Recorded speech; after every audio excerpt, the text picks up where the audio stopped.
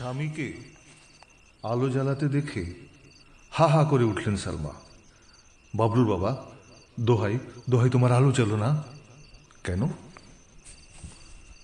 আলো জ্বলবো না কেন? অসুখের পর দুচোখে আলো একেবারে সহ্য হচ্ছে না গো, আমার প্রচণ্ড যন্ত্রণা হয়। স্ত্রীর কষ্ট হবে ভেবে আলো আর জ্বাললেন না আজিজুল।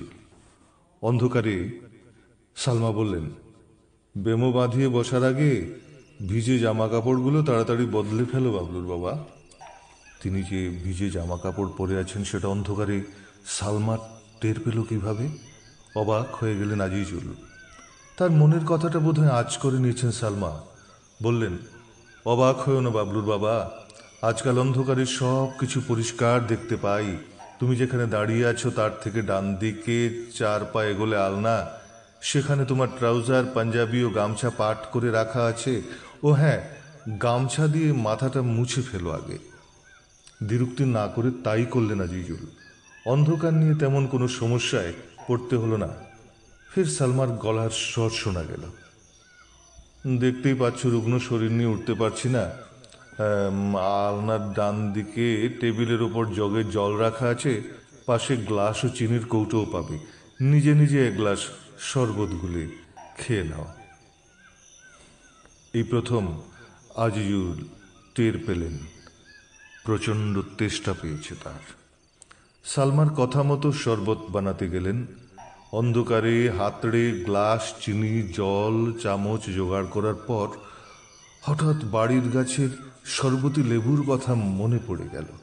আহারে, কি তার স্বাদ! লেবু তো নয়, যেন অমৃত ফল। এই মুহূর্তে একটা পেলে মন্দ হতো না, কিন্তু শরবতী লেবুর গাছ অন্য লেবু গাছের তুলনায় বেশ বড় সড়ো, উঁচু, প্রায় পেয়ারা গাছের সমান।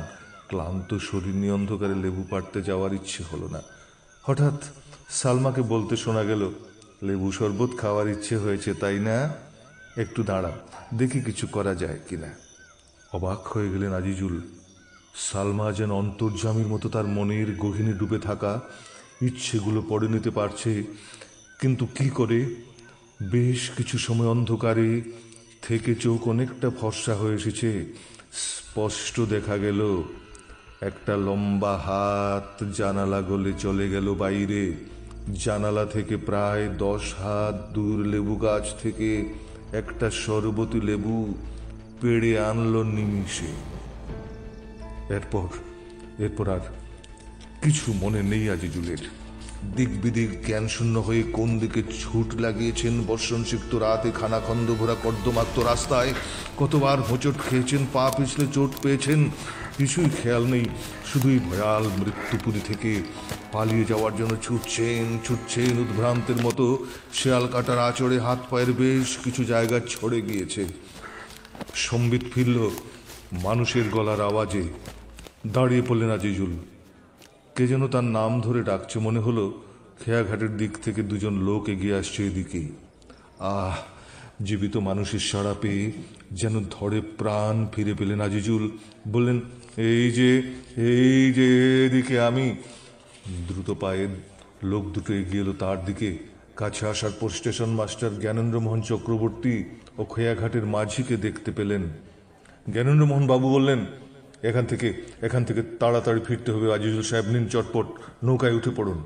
বলতে বলতে আজিজুলকে একরকম টেনে হিঁচড়ে নৌকায় নিয়ে তুললেন জ্ঞানেন্দ্রমোহন। ঊর্ধ্বশ্বাসে নাওয়ের কাছি খুলে দিল মাঝি। নৌকা ছুটে চলল ভাটির টানে।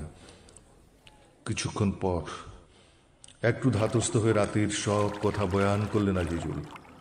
ভরা বরাকের বুকে ভাসতে ভাসতে জ্ঞানেন্দ্রমোহন বাবুর মুখে জানতে পারলেন আরেক কথা। ওলা ওঠা রোগে উজাড় হয়ে গেছে গোটা দুধ পাতিল। শেষ পর্যন্ত যে কজন বেঁচে ছিলেন নিরাপদ জায়গায় পালিয়ে গিয়েছেন সবাই। গ্রামটা এখন জনশূন্য। সব শুনে আজিজুলের ভিতরটা একেবারে শূন্য হয়ে গেল। বুক ফাটা দীর্ঘশ্বাস ছেড়ে বিষাদ মাখা কণ্ঠে বললেন, তার মানে আমার প্রাণাধিক প্রিয় পত্নী সালমা, শিশুপুত্র বাবলু, ছোট ভাই সাজিদও আর নেই। সালমা মরে ভূত হয়ে গেছে, মন মানতে চাইছে না।